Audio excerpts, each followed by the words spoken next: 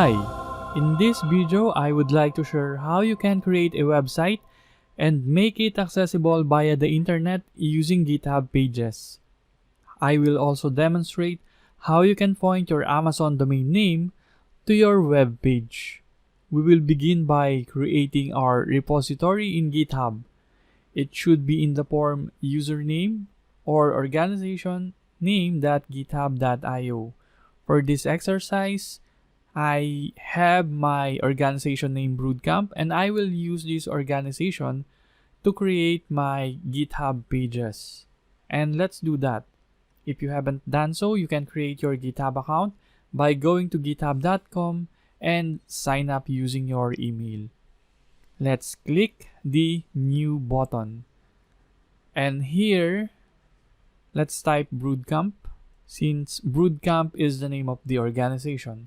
.github.io, and make sure to select the public repository, otherwise it won't work. And don't forget to tick the initialize this repository with a readme, and finally click the create repository button.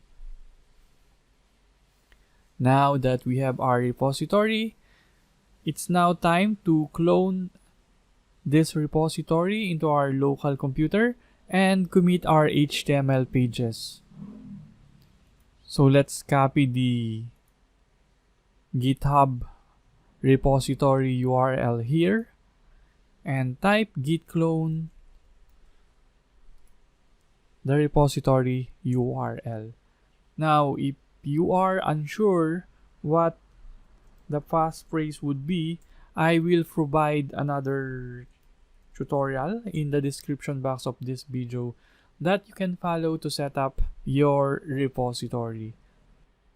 This is our repository. It's cloned into our local machine.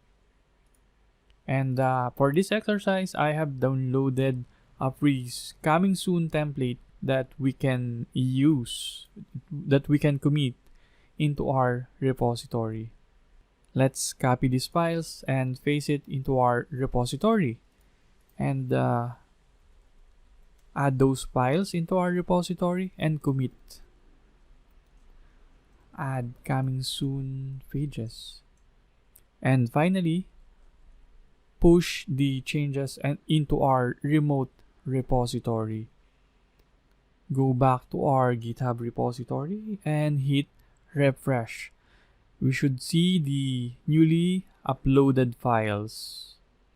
Now let's go to the repository settings and make sure that the GitHub pages is enabled.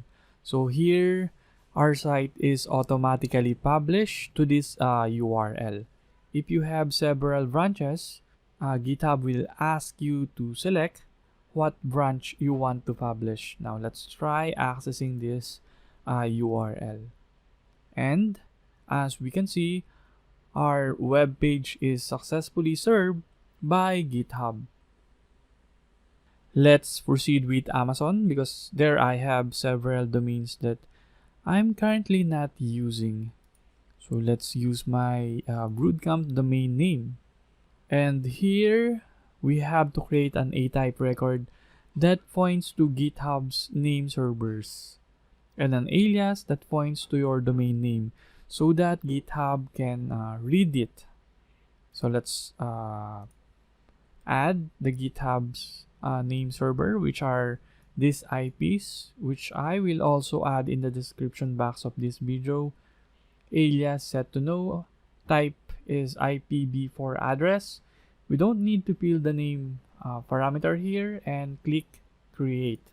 And next, we have to create another record set. This time, set the name to www, type is IPv4 address, and alias, set it to yes, and select the domain name that we have, which is broodcamp.com.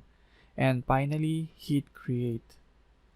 Go back to your GitHub repository and hit settings.